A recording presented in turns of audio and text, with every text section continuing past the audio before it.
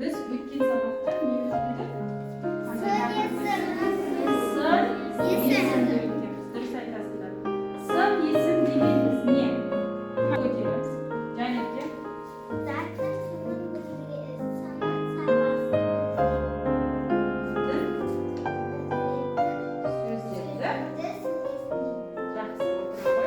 Сын есімнің сұрақтары қандай еді?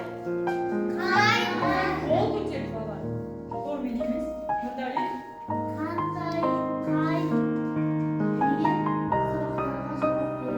Өте жақсы, жарайсыңдар.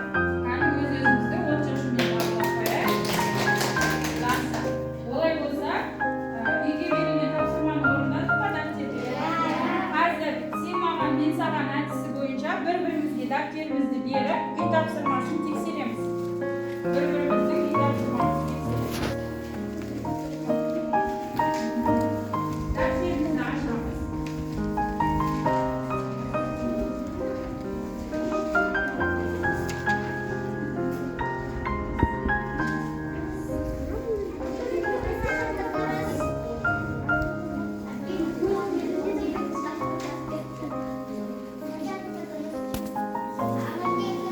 Жарайсыңдар, өте жақсы.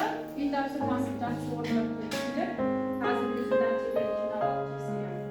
Бекітуге арналған иә жоқ деген ойын ойнаймыз. Ойнаймыз ба? Жақсы. Олай болса, қазір мен сендерге сұрақ қоямын. Иә болса, иә деп жауап береміз.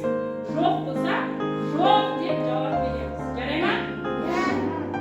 Сын есімнің сұрақтары қандай қай? Ұқыпты сөзді етістікке жатады. Сан есімнің сұрақтары неше, нешінші, қанша? 17 сан есім бе? Тыңдап болса, енді қазір сұрақтар қоямыз, соған жауап береміз. Асан қайда бармақшы болды? Заңғар? Толық жауап беру дейін жоқ па? Атасының үйіне. Мәтінді тыңдап болса, сұрақтарға жауап береміз. Асан қайда бармақшы болды? Дінмұхамед? Жақсы. Ал ол неліктен шөлдеді? Неліктен шөлдеді?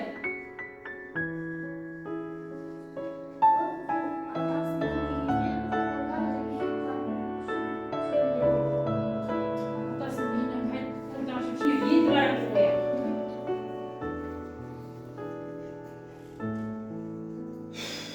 Ал.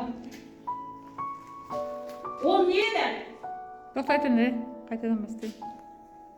Ол жақсы, жарайсыңдар балалар. Енді тақтаға қарайық. Суретте неше ағаш бейнеленген? Бернар? Суретте 2 ағаш бейнеленген. Жақсы. Келесі. Аулада қанша бала ойнап жүр? Ұлмекен? Аулада 6 бала ойнайды. Жақсы. Келесі. Суретте қанша алма бар? Қанша алма бар суретте? Қайсар? Суретте 2 алма бар. Жақсы, өте жақсы. Жақсы, жарайсыңдар балалар. Осы суреттер арқылы біз қазір заттардың несін білдік? Қол көтереміз, Қазбек. Заттардың санын білдік. Дұрыс айтасыңдар. Ал енді осы заттардың санын білу үшін қандай сұрақтар қойдық? Қандай сұрақ қойдық? Қандай? Нұрдәулет? Қанша, неше деген сұрақтар қойды. Дұрыс айтасыңдар. Енді осыдан ереже шығады екен. Сан есімнің ережесі. Заттың кім айтады?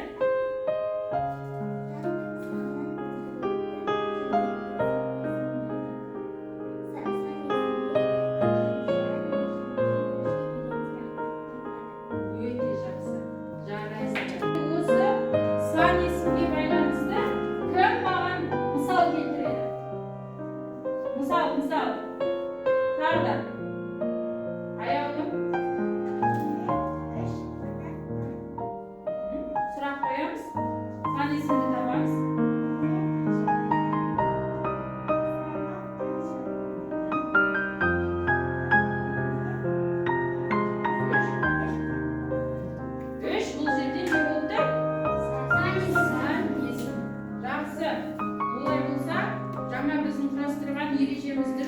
тақтаға қарайықшы.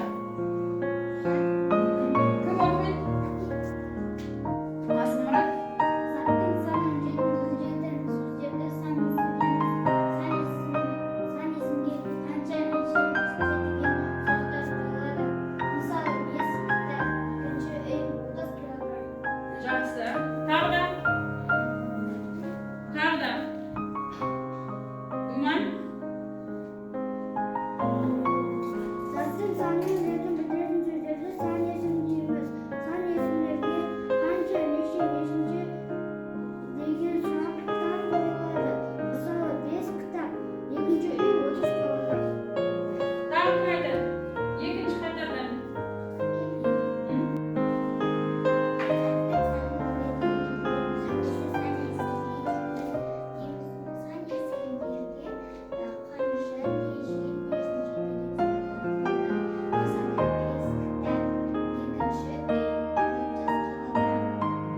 Жақсы. Енді бағанадан біз қанша, неше деген сұрақтарды қойып жатырмыз, иә? Ал енді нешінші деген сұрақ қандай сөздерге қойылады? Қандай сан есімдерге қойылады? Заттың несін білдіріп тұрады? Ретін білдіріп тұрады. Бүгін сабақта сан есім туралы толық ақпарат алып, талдау жасаймыз. Сан есімге қандай сұрақ қойылатынын үйренеміз. Мәтінмен жұмыс жасап, сан есімдерді анықтаймыз. Мәтіннің ішінен сан есімдерді анықтайтын боламыз. Ортақ тақырыбымыз қандай тақырып? Су, тіршілік, көзі. Барлық сабақтан өтіп жатқан ортақ тақырыбымыз су, тіршілік, көзі. Олай болса, оқулықтағы жаттығуымызға қарай оқулықпен жұмыс жасаймыз. 21-ші жаттығу су. Ашамыз оқулықты. Бірінші, бәріміз мен оқып берейін, тыңдаймыз ба? Күн төбеңді тесердей шақырайып тұр. Асан үйінен шығып малды ауылдағы атасыныкіне беттеді. Демалыс кезінде атасына барып сәлем бермекші. Орта жолда жетпей-ақ шөлдей бастады. Бекер қуырдақ жеген екенмін деп ойлап келеді. Әбден шөл қысқан ерні кезеріп, тамсанып қояды. Шіркін, бір ұрттам су болса ғой. Кенет ойына жолда кездесетін бұлақ түсті. Жалғыз аяқ жолмен соған қарай бұрылды. Міне аңсаған бұлаққа да жетті. Қолын жуып жіберіп, уыстап су іше бастады. Тап-таза, мөп-мөлдір су ерекше тәтті сияқты көрінді. Шөл дегенде ішкен судың дәмділігіне ештеме жетпес. Неткен рахат. Қазір дәптермен жұмыс жасаймыз. 22-ші жаттығуға қарасақ, орындары ауысып кеткен сөйлемдер бар екен. Сол сөйлемдерді не істейміз? Ретке келтіріп жазамыз. Қараңдар. Теңіз одан әлде қайда көп. Жер бетінде 4 мұхит бар. Олардың саны 30-ға жетеді. Енді бұл жерде қай сөйлем орын алып кеткен? Бірінші қай сөйлем тұрады? Жер бетінде 4 мұхит бар. Мінекей. Енді оқышы Әсел.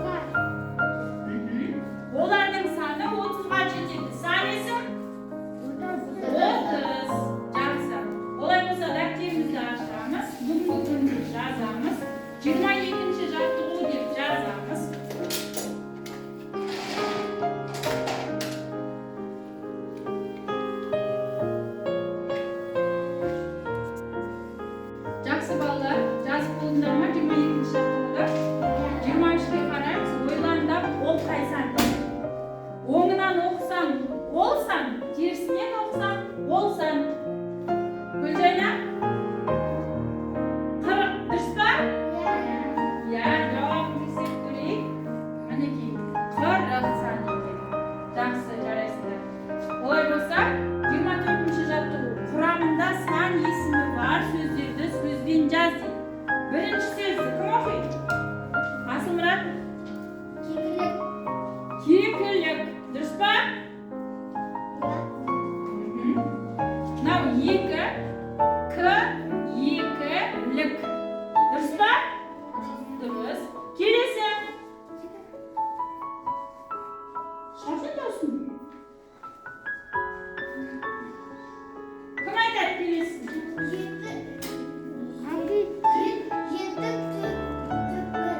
Бұл басқа сөз. Мынау. Жетік.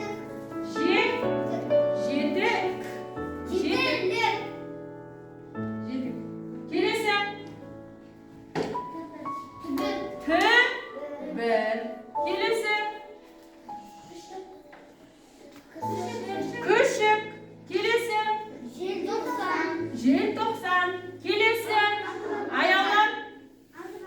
Алтыбақан. Соңғысы.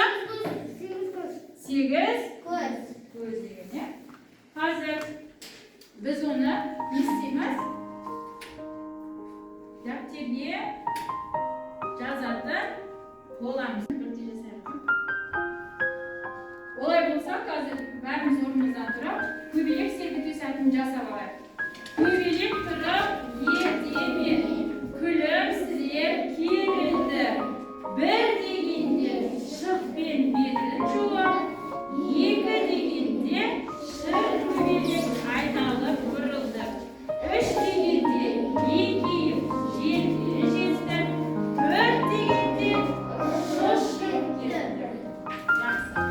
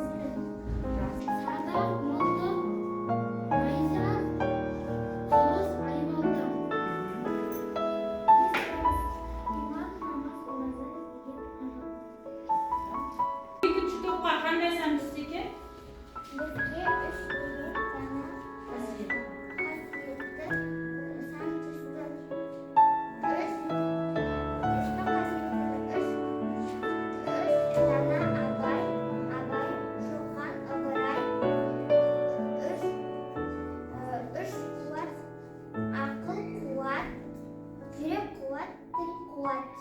Жақсы. Келесі. Үш қадірлі бақ, ырыс, дәулет. Үш жұртың, өз жұртың, қайын жұртың, ағашы жұртың. Жақсы. Келесі. 12. Үш қайық, арал қайық, қонақ қайық, нефрит. Ал келесі үшінші топ. Қандай сан түсті екен? Думан. Бізге жеті жерге сан түсті. Жеті ата ең қасиетті. 7 ата дейміз тағы да. Ары қарай. Ары қарай. Қайсар.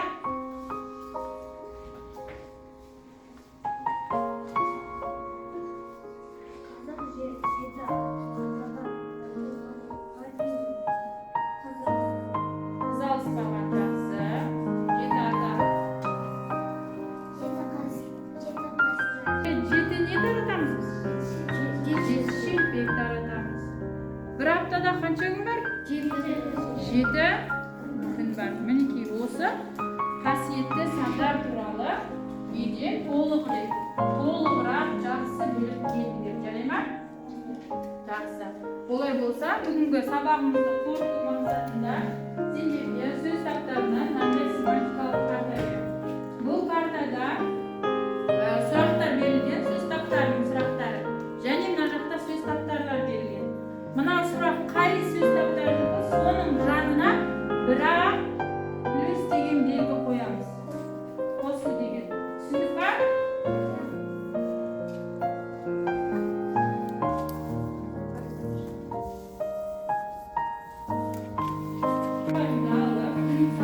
Қай сөз табы?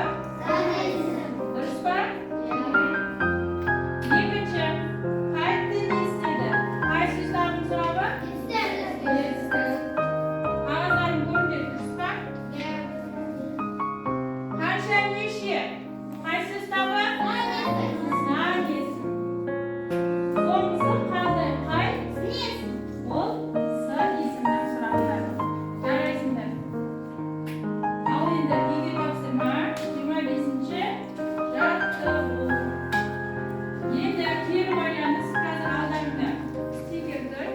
Соған бүгінгі сабақта ұнады ма, ұнаған жоқ па? Сол туралы жазып, мынау табыс баспалдағына ілеміз. Егер бүгінгі сабақты түсінбеген болсаңдар, мынау астында келе жатқан балаға ілеміз. Кішкене ғана түсінген болсаңдар, әлі сұрақтарың бар болса, ортасындағы жүгіріп баратқан балаға ілеміз. Жоқ, бүгінгі сабақты түсіндім, сан есім деген не екенін білем, сөйлемдердің ішінен таба аламын дейтін болса,